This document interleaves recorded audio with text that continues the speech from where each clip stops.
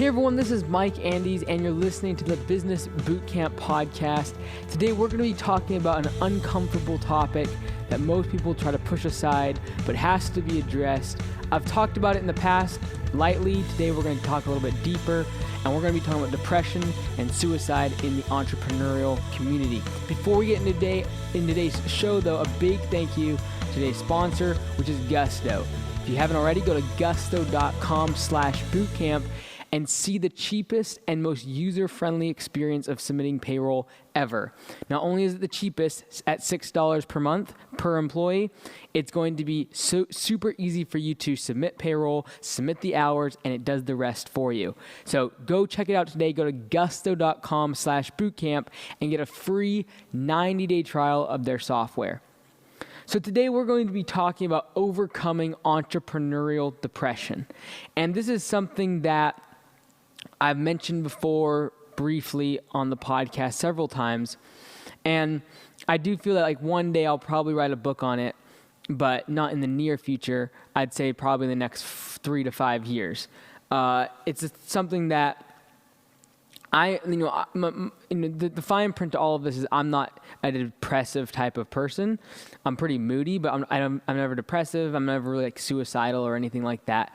However, I've been with a lot of entrepreneurs, and that's really who I'm focusing on today. A lot of these things we're going to talk about today could be taken for anyone that is going through depression or is suicidal, but speaking specifically today to my audience here on Business Bootcamp podcast, I'm thinking more in terms of an entrepreneur and the things that they're going through. And so it's a real thing. And I think one of the first things is to realize that a lot of people go through it. Even as entrepreneurs, the level and the percentage and rates of suicide in the entrepreneurial community is pretty high, simply due to the amount of stress, all the different factors that we've talked about here on the podcast before, that adds to the anxiety, adds to the pressure of living by simply owning a business, especially a small business where there is certain levels of risk. There's certain levels of competitors moving in and wiping you out. The internet changes everything, changes in the economy and things. There's a lot of change and risk in being a small business owner. And so because of that, because your livelihood as a small business owner depends on it, your family depends on it, that small business puts food on the table for you, your employees, and their families. There's a lot of pressure that can be put on the shoulders of the small business owner. And so sometimes the reason someone will get depressed as an entrepreneur, as a business owner is, as an employee, you see a symmetrical parallel line between how hard you work and the amount of effort and time you put in and their paycheck. And so from a financial standpoint, it can cause a lot of stress being a small business owner, because you work longer hours, you put more and more effort in, you might even sacrifice more and more money, sacrifice more and more family time, sacrifice maybe even your health, and there is no direct correlation seemingly at the start that the more you put in, the more you get back. As an hourly wage employee, you get paid the more you work, the more you make. And when you hit 40 hours or more a week, you make 1.5 times your hourly rate. So the more and more you work, the more and more you make. And traditionally, as an employee, if you continue to work hard and invest more time and energy and skill into your labor, you're going to get a higher wage per hour. And so you're going to make even more money. The more you sacrifice to the business, you'll get promoted, elevated within the company, and you make more and more money. From an entrepreneur's business standpoint, like I said, they can be pouring more and more and more in, sacrificing more and more and more, giving more and more, and still the business is losing money. That can be very demoralizing, and yet all that while they're expected to be a leader, they're expected to be positive, they're expected to still pay the paycheck to everyone else in their organization, and that can be very, very stressful and lead to a very dark place financially when you can't put food on the table, or you do have to go into debt, and that creates more stress, and then that creates stress within relationships within your family, and that starts tearing you apart on a personal side. And so I see so many times that, I mentioned this to someone last week, the three things I see that pulls relationships apart so many times is, the money, relationships, and religion, and the three things that can just tear people apart. And so communicating to your spouse, to your family, if you have dependents, where you're at in your business, what the goals are, where you're at financially with that business is important, especially at the onset, to make sure everyone's on the same page. Because the last thing you want is to put at risk the things that are more important, the relationships with your family, your spouse, the things that really matter in life, because of the financial money aspect of running a business that can put strain on those relationships. So,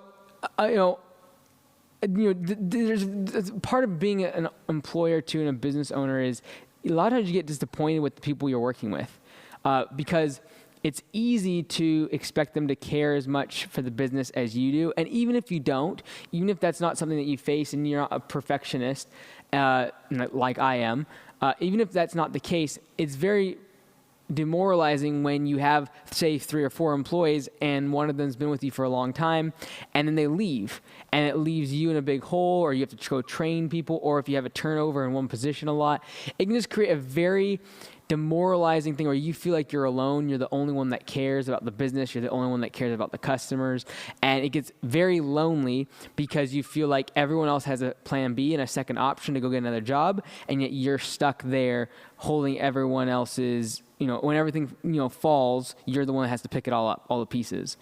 And it can be very, very lonely place, realizing that every single one of your employees has a second option, a third option, a fourth option in this kind of labor economy. And yet you as the business owner are going to pick up all their slack if and when they leave. And when they do leave, especially if it comes at a time when you are personally going through other things, or you're really busy, or the business is at a junction point, or even if you're growing really fast, that can actually be a point of stress.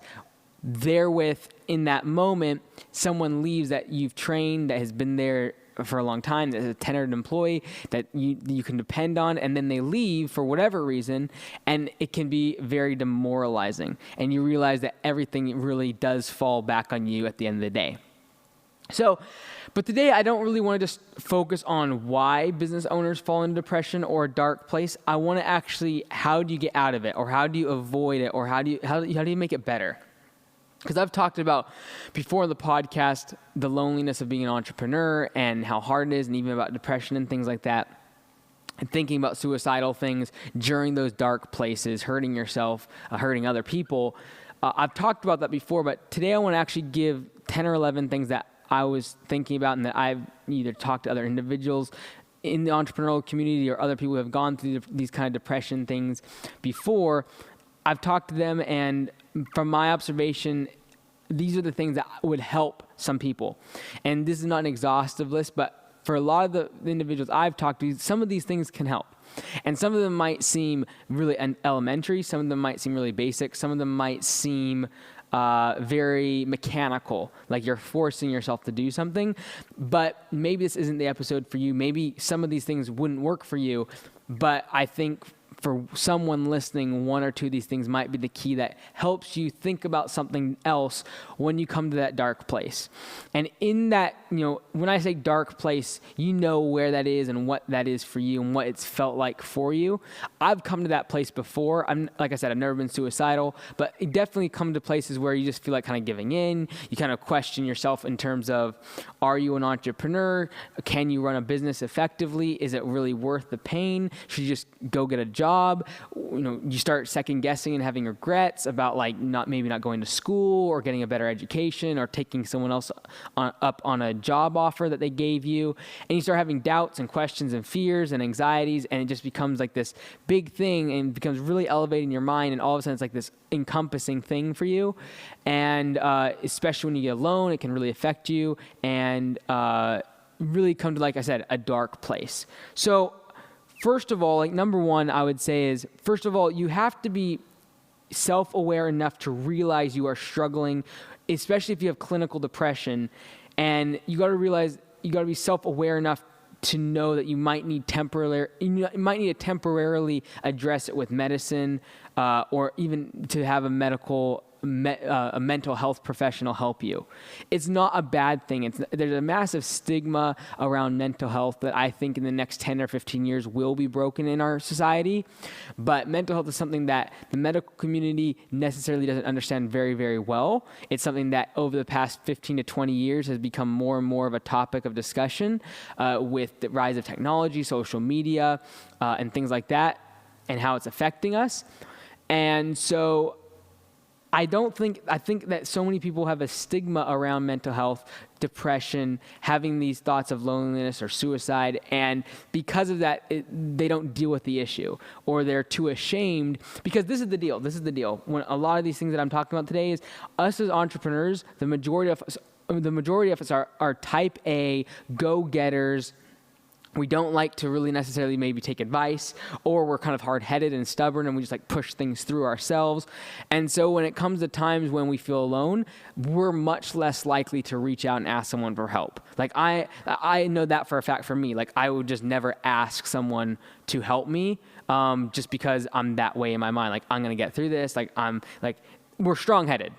And so a lot of entrepreneurs, there's positive tendencies to that. We push through the hard times, we grind, we hustle, we get work done, and we make things happen.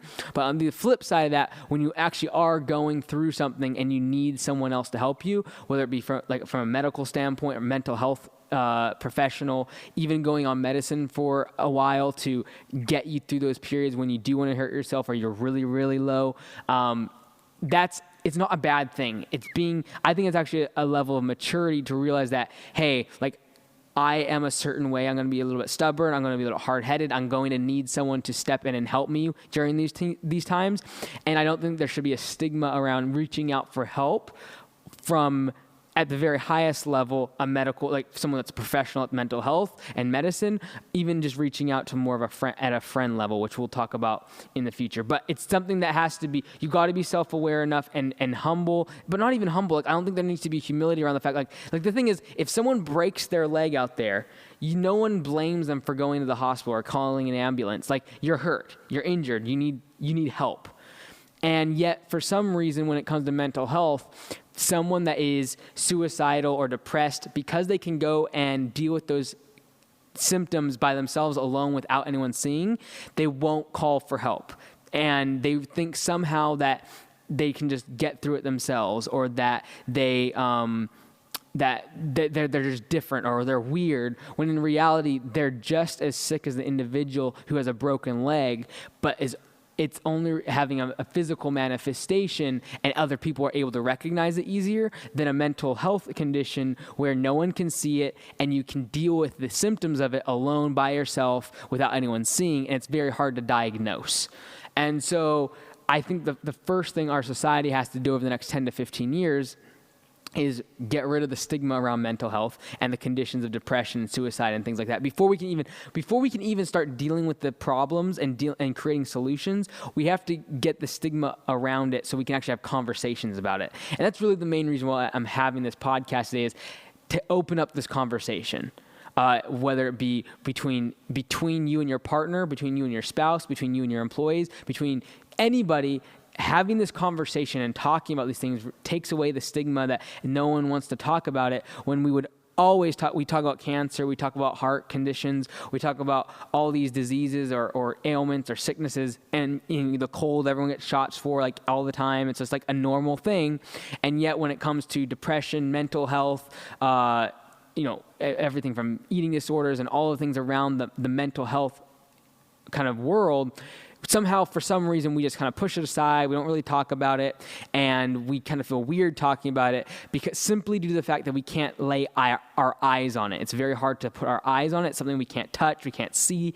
It's in your head, it's in your heart, it's in your body. It's chemical. It's not physical. And so I think the first thing we have to do is have a conversation to release that stigma, let it go, and then actually be able to deal with the problems.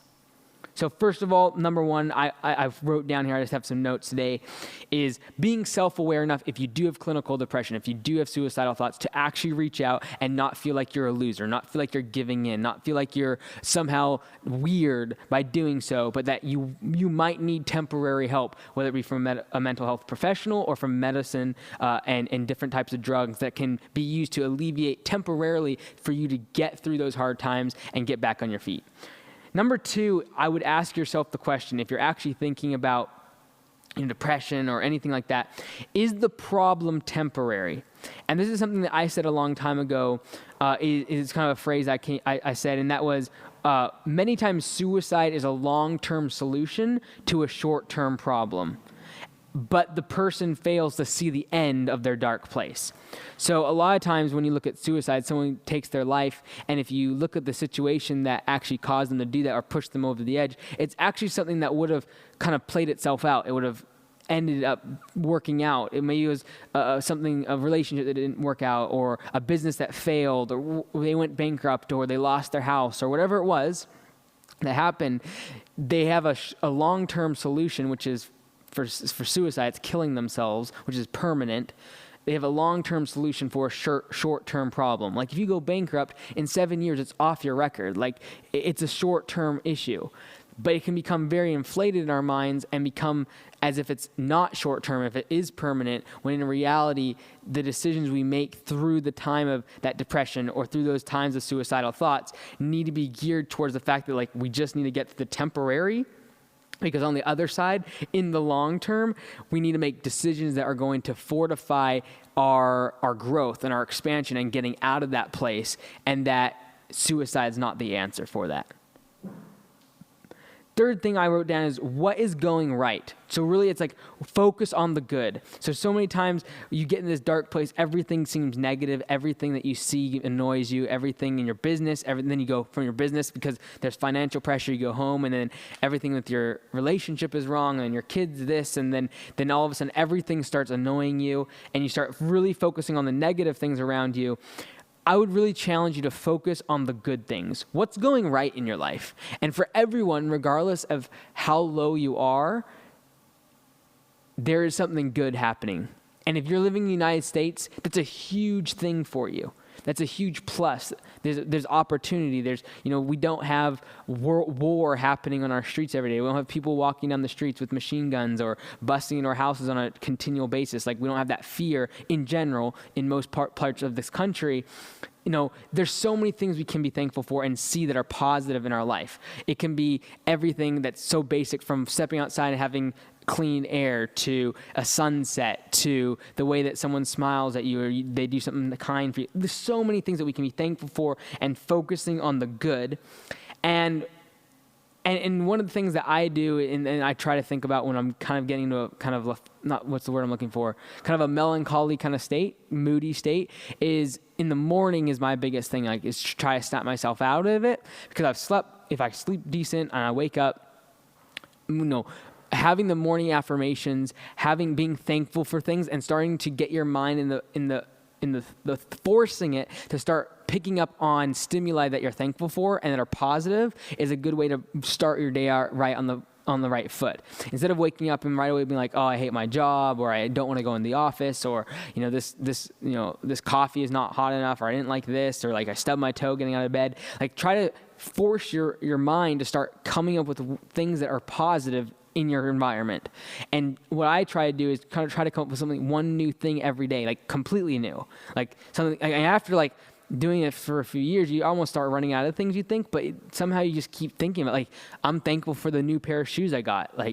Not everyone in the world gets those nice pair of shoes, and I haven't got a nice pair of shoes for a long time. So that's a really nice thing. That's something that you start forcing your mind to do that every morning. Do it for 5 different things. Okay, I'm thankful for that. I had a really good employee. I'm really thankful for the job that really went well. I'm thankful for, I'm realizing the positive, I'm focusing on the good client that I just signed up the other day, or whatever it is for you in your business or for your personal life, focusing on those things. One of the best ways to do that, I find, is those morning affirmations, thinking about those things.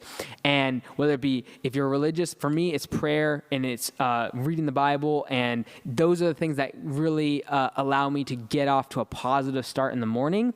And it doesn't have to be super long, but even if it's like thinking about those few things, those 3 or 4 or 5 things that are positive, that I'm thankful for, 20, 30 minutes, reading the Bible, meditation, whatever, for some people it's exercise, whatever it is to get you in the morning, a lot of times it really sets your day off to a much more positive tone if you're struggling with negativity. And then think about, like, when I say about focusing on the good, also what activities, hobbies, or conversations trigger you to feel loose and free. So you might come from a dark place, you might have really hard times, but now I want you to think about the times when you're not that way. When you feel good, when you feel like you're not thinking about that problem, that situation, that thing that's going on at the business, that issue with the relationship, the thing that happened in the past, whatever it is, when you're not thinking about that and you feel free and light and not in that dark place, really be self-aware enough to realize what are those things? What are the triggers to those emotions of freedom and feeling like you have a hope and happiness and laughing? It might be something as simple as watching sports, or maybe it's a hobby that you do. Maybe it's a painting, something you used to do in your past. Maybe it's sports. Maybe it's going to a certain restaurant. Maybe it's singing or certain songs or people that you're around. What are those things that have the ability to take you out of that dark place? And the reason that it's so important to recognize and identify those positive triggers, and we're going to talk about the negative triggers, but positive triggers, the reason is it's so important to focus on those good things is so that when you do feel like you're going to a state of depression or starting to wanting to hurt yourself, that's when you go back to those things. That's when you go back to doing those things that are the triggers to you focusing on the good things of life, and being able to identify what those triggers are allows you to use them when needed. If it's a certain song, if it's going to a certain place, if it's talking to certain people, if it is avoiding certain people, like more of a negative trigger, we're going to talk about that. But like, what are the things that allow you to get to a state of mind, get to that place where you're not feeling depressed, you're not feeling lonely, you're not feeling bad for yourself, and you're able to be the real you, the full version of you. Number 4 is identify the stressor. So many times we just feel overwhelmed by it so much, and we don't actually pinpoint the stressor. And so you've got to be self-aware and reflective to know you have a physical or emotional reflex to a certain situation and the triggers. So this is something that takes a lot of time that even I'm not super good at yet. I guess it's really just you get to know yourself more and more and begin to realize what kind of triggers you to go into a place of feeling negative. And for me, it's really fast. Like, I can switch really quickly just by hearing one thing. And literally, I'll hear something from somebody. I'm getting better at recognizing the physical manifestations or feelings behind being negative. And so this is something that I feel like science is going to delve more and more into in terms of the physical manifestations and reflectors of negative thoughts. And there's already plenty of research in terms of like heart rate, blood pressure, cardiac disease, of the effects of having negativity always in your system. But actually being able to realize that and recognize it is actually really interesting, because someone will tell me something, 5 minutes later, I'll just be like, why am I feeling so negative? And I won't even remember what I just heard. I actually have to stop and think, like, what was said? And I go back in my mind to like, what did I think? What was said to me? What did I see that like triggered something for me to be negative, or for me like an emotional, to start having a negative perception of everything happening around me. And if you trace it back, and you're able to realize the trigger, it usually will help you like, oh, well, like that will take care of itself, or that's not a huge issue. Like, I need to like retrain myself to get back on track and like stop thinking this way. And you actually can feel it in your body. Like, I feel it. I can't like describe it very well. Like, I guess I'd say it's in my chest, but like, increased heart rate, like, I don't know what it is, but like you can feel it. Because the body has a very chemical response to the things that it's hearing, seeing, and your moods. And it's all hormonal and things like that. And so realizing that, you can actually begin to identify the stressors. What are the things? What are the situations? What are the things that are said? Who are the people? What things are you watching when that stressor, that trigger happens and puts you into that negative state? It could be as simple as a certain time of the day. It could be as simple as not getting enough sleep. It could be something. What is it triggering you that is making you fall into this state? And being self-aware enough to actually like rewind in your mind back to the time where like, what happened for me to start thinking this way? What triggered me to get into this state of depression or into this dark place? Number 5 is, can you cut out the stressor? All right, so now we've identified the trigger or the stressor that's causing you to get to this dark place. Can you cut it out? And from a business standpoint, a lot of times if the trigger is something to do with the business, you can ask yourself, can you cut it out? Like, is part of the business or a certain department or a service that you offer causing you to get stressed, causing you to get depressed because of everything that's happening? So for example, I will talk to business owners that are so involved and like worried about like a third of the revenue from their business, when if they just cut that revenue out and they just like, can they cut the stressor out, that third of the business that just takes all their time and energy and mental, and there's problems and there's always a hard time to staff and all that. They're not making money in that department. Like, could you just cut out that third, focus some of that time and energy and mental thought process towards the other 2/3 and grow it? Like, from a business standpoint, can that happen? Like, we cut out certain services at Augusta Lawn Care. They were the ones that were causing the most stress. They were the ones that were hardest to find skilled laborers for. They were the least profitable. Like, why are we doing it? Like, we have revenue. Yes, we want to grow, but like, why try to keep the things that are the most stressful in your business? Can you cut them out? Like, can you cut out that customer that's super nagging and you just it keeps you up at night thinking about their account and what you have to do the next day for them, and like they're always nagging you and calling you after hours? Like, can you cut them out? And so many times we don't, because like we needed the revenue, or we like think that we can't, or like we can't stop doing that service, when really that service is the least profitable, most time-sucking aspect of your business. And if you cut it out, you'd make up for the revenue in some other department within 12 to 24 months, simply due to the fact that you no longer have to worry about this other thing. So can you cut out that stressor? Is it an employee? Now, are they replaceable? Is the customer? Like, what do you need to cut out? Can you cut it out? Because, if the stressor is your wife, or a loved one, like, you're not going to cut them out and just be like, you're gone, like, bye. You're going to realize maybe there's certain aspects of their personality, maybe there's certain triggers, stressors that are part of what they do that you can just start to talk to them about. But if you realize that they are the stressor, they are the trigger that's causing you to do something, then you can have the conversation. Same thing with the customer. If you realize, okay, you're self-aware enough to actually realize that dealing with this customer is a trigger to me getting into a bad place in my mind. If you can realize that, you can have a dialogue with them and make changes and just be open and like, look, you make me stressed out, and we either have to change these things in the business and our relationship, whether it be an employee, a customer, a family member. Number one thing is realizing, identifying the stressor, the trigger, and then number 2 is, can you cut it out? All right. Number 6, the 6th thing is that I find a lot of times people falling into, especially in the entrepreneurial community, going into a dark place, is unrealistic expectations. And so, is the stress coming from your own unrealistic expectations or the expectations of another person? So like, when it comes to unrealistic expectations for yourself, I feel like some people put pressure on themselves to build $1 billion business, or like they just have this massive ideology. They have to do this great, enormous, amazing thing overnight.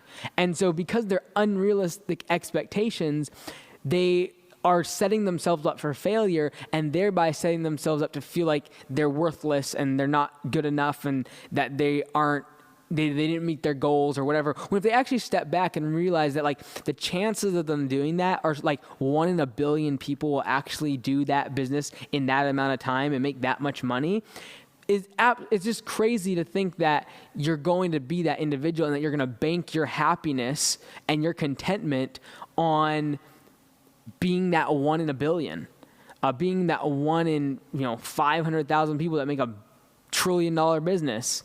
in 2 years. Like the unrealistic expectations will cause someone to become to a place where they start to feel worthless, or they don't feel like they're successful.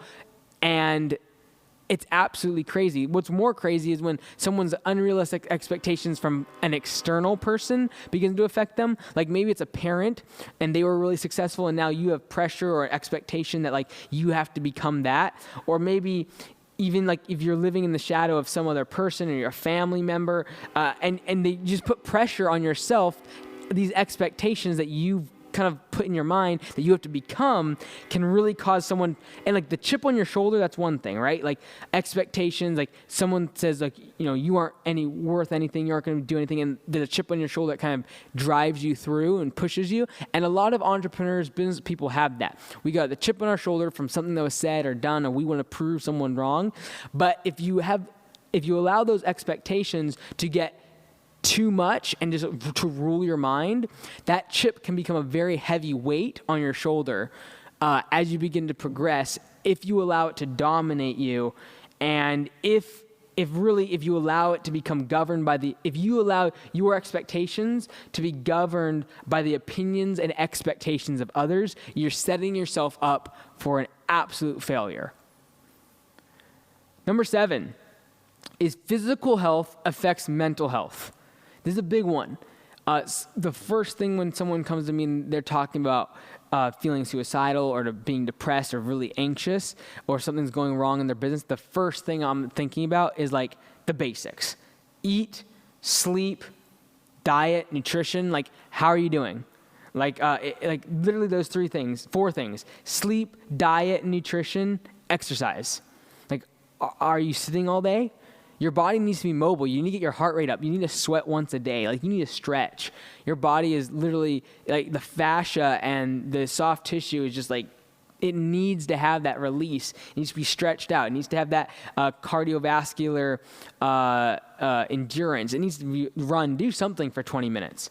Sweat once a day is my sort of philosophy. Just like I don't work out super long. I don't, do anything nuts, but I just try to stay active 20 minutes a day, 30 minutes a day. I try to sweat. Right? Just try to stay active, exercise. Sleeping, this is my biggest thing, is like, I don't sleep a whole lot. And so if I'm going through a hard time mentally, or I'm going through like a moody time, almost always 90% of the time, if I just go and sleep for a couple days straight, an actual like 6 to 8 hours, I'd be much, much better. And so again, us as entrepreneurs, we push through it. We're strong-headed. We're type A people. We're just like, I can go. I got to get this done. I got this project. Like for me right now, it's like trying to get all this franchise stuff done has been a huge, a lot of time. Like I could spend the next probably 2 months solid, no sleeping, no eating, doing nothing but just, making training and developing the websites and like making it better. I could just work and work and work. And so realizing that sleep is important. Diet and nutrition is important. Having a low carb diet is important, especially if you're going to be sitting a lot. If you're not active outside, if you're behind a desk all day, like don't be eating refined sugars and refined carbohydrates. Cut out some wheat, cut out some corn, like focus on the meats and the vegetables and nuts and things that are high protein. Like this is not rocket science. But physical health affects your mental health. And to think that you're going to get through your mental health issues without addressing the fact that you're sleep deprived, you have a really lousy diet and are gaining weight, you don't exercise, and you haven't sweated in 3 months, like you've got to address these issues. Number 8 is having what I call, or I kind of phrased up, a one more day mentality. And that is just like thinking in terms of the short term. Because so oftentimes in that depressive state, you start casting a shadow on like the future, like so far down the road, and start thinking negative things about like that's what's going to happen in a year and 5 years, and then what's going to happen in 10 years. And you start like building this massive thing in your mind when really like in 10 years, your life is going to be like completely different. And you're going to be in like a completely different place and different business and different people around you, different relationships. Like it's going to be a different whole world for you. But we cast that shadow so far in our future when we're in that negative place, like, and even especially if you want to hurt yourself or you're suicidal, is like one more day mentality, like get through one more day. If you can just get through one more day. And it's not something you want to be in a place like that for a long term. You don't want to be having to do that for years and years and years of your life. It's not sustainable. But to get through those low moments, sometimes just getting through that one day and realizing that you're going to have to be patient with yourself, and that the same way that it takes time to heal a bone or heal a scar or surgery or some physical ailment, it's the same way that you're going to have to be patient with yourself when it comes to your healing in your head, in your mind, and in the way that you think. Like it's going to be a process. It's going to take time, and you've got to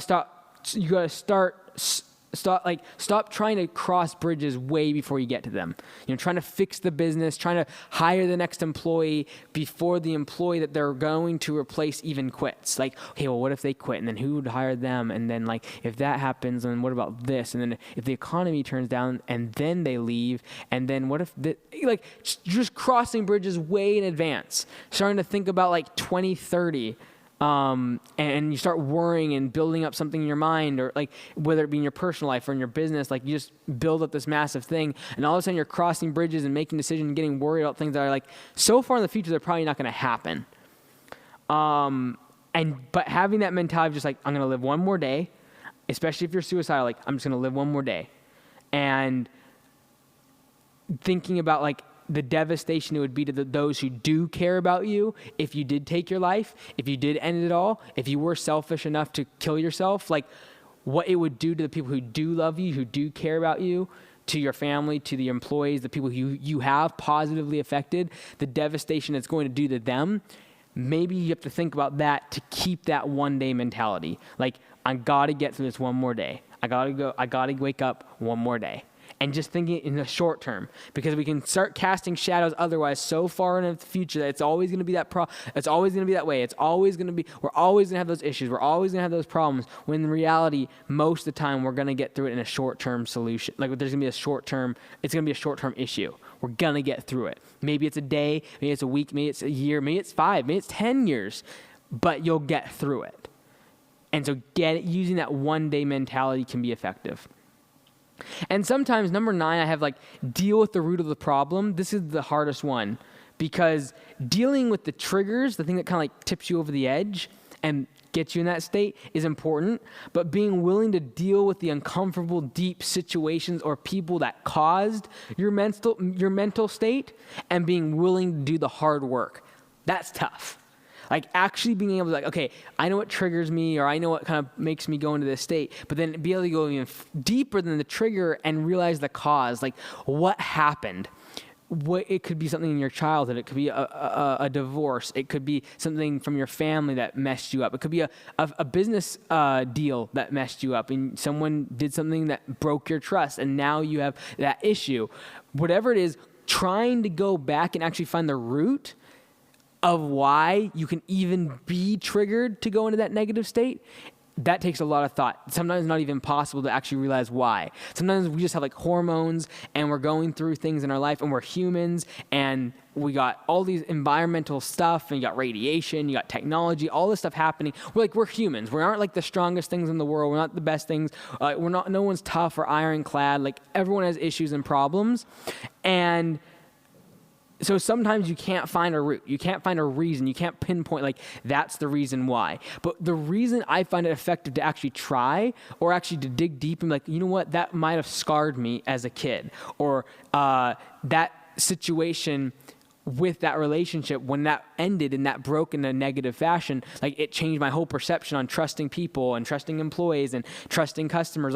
So if you can actually trace it back, the reason identifying the root problem is so effective is you can actually start to deal with the problem and do the hard work. And that might be hard and impossible possibly, but doing the hard work is if you can deal with the root problem, you have a better chance of actually making it to where the triggers don't even trigger you anymore. If you can deal with the divorce, if you can deal with the family member that hurt you, or the business partner that you broke your trust, or the bankruptcy that you went through, and actually go and talk to someone about it, talk to the people who it hurt, whatever it was, and you actually deal with the root issue, that can be the most effective if it can be found. And realizing that some things are just like we're humans and we're weak. Like just realizing that we have hormones and we have good days, we have bad days, and we aren't going to always have it figured out. We're not always going to be perfect. Like that's sometimes the case, and we just have low moments in time and times when we get really, really low. But if there's an actual root problem that has a consistent trigger that always goes back to that thing, there's something that if you're willing to do the hard work, broken relationships, addictions, secrets, having regrets from the past, those are a lot of times the things I see that are the root problem that then later on in life, and now as someone's going through it, there's certain triggers that cause them to go into that negative state. And the last thing is number 10, have someone to share things with. It might be a friend, it might be someone. Most ideally, if you're dealing with business issues of financial problems, try to talk to someone that has gone through the same thing and can relate to you. 5 years ago, I would have had a different sort of outlook on mental health, depression, suicide, like all of those sort of things. It's not until you experience it with people that are close to you. It's not until you deal with it with individuals that are talking to you about it. The past 5 years from Business Bootcamp, I've probably had at least 24 people talk to me specifically about either being depressed from their business or even wanting to commit suicide because of their business. And so it's led me to start thinking more and more about the other 200, 300 people who aren't saying anything and are going through the same problems and issues. And so my number 10, one of the biggest things is find someone to share these things with. The worst thing you can do is bottle it all up and think about it alone, and it just compounds and gets worse and worse and worse. The same way, if you took a disease or a broken arm or whatever, and out in public, you try to make it look good, and you were operating just fine, but all the time your arm is broken, but you're oh no, I'm going to look fine, I'm going to look okay in front of everyone else. But then when you go by yourself, it hurts and you can't sleep because it's just infected and bruised and it's still broken. Now it's beginning to get worse and worse and get inflamed and swelling.